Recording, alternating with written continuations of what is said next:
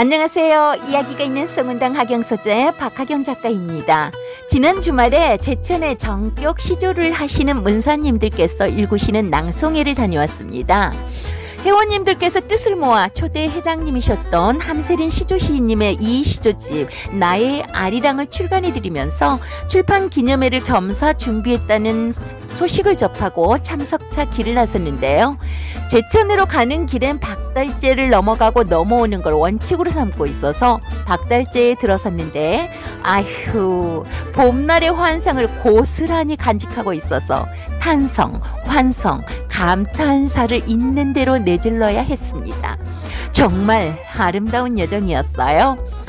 원령 이순옥 시인님의 꽃무릇 인연 들려드려야지 하는데 이강수 소설가님의 유정의 인연이 꽃무릇과 닮지 않았을까 하는 생각이 문득 들어서요. 꽃무릇은 한평생 꽃과 잎이 서로 만날 수 없는 꽃이죠. 사랑을 갈구하고 흠모로 하늘을 어우르지만 결코 만날 수 없었던 사랑 이야기가 있는데요. 저는 이강수 소설가님의 소설 유정이 마치 꽃무릇을 닮았다는 생각이 들어 회상합니다. 춘원 이강수 선생은 1892년 평북 정주에서 출생하셨고 결국 북으로 납치되어 1950년 10월 25일 자강도 강계에서 사망했다고 알려져 있습니다. 하필 독립운동의 열기가 식기 전 1921년 잡지 개벽에 안창호 선생의 민족개조론과는 결이 다른 민족개조론을 발표하여 꼭 그래야 했을까 많이 실망했지만 초대 한국문인협회 초대 이사장으로 추대되신 분이기도 해서 안타까운 심정으로 입은 작품을 보아왔었는데요.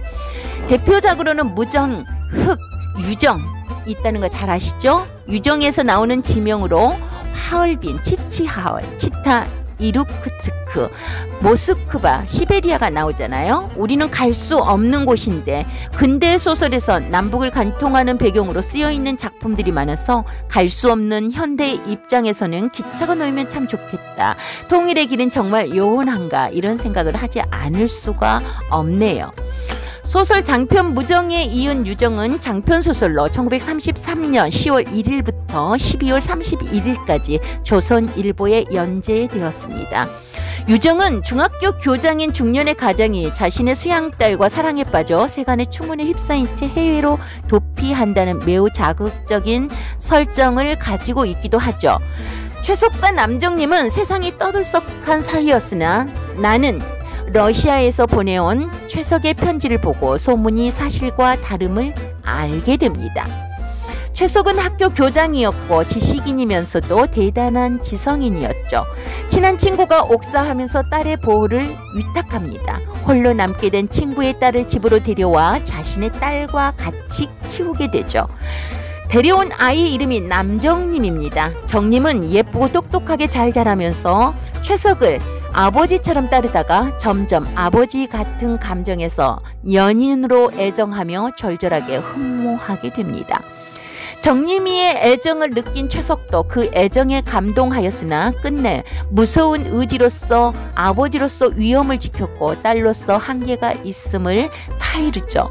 그러나 그 아내의 질투로 최석은 여학교 교장 자리를 물러날 수밖에 없었고 멀리 시베리아의 산림지대로 방랑을 떠나고 맙니다. 동경에서 폐결핵을 앓고 있던 정림이와 최석의 딸 순임이가 최석을 찾으러 가보니 최석은 불같은 남정님의 연정을 억제하느라 자학을 하다 마침내 죽게 될 처지에 놓여 있었습니다. 시베리아의 호반에 마련한 은거지에서 남정님이 도착하기 직전에 그녀를 그리워하는 마음을 품은 채로 죽는 주인공 최석은 세상이 그에게 덮어씌운 억울한 누명 앞에서도 그 자신의 내면에서 일어나던 애욕의 번민 앞에서도 떳떳하게 승리한 자가 됩니다. 또한 순백의 눈으로 뒤덮인 시베리아, 투명하고 맑은 바이카로는 도덕적으로 완전 무결한 인간인 최석의 죽음이 갖는 고결한 성격을 뒷받침해주는 배경이 되죠.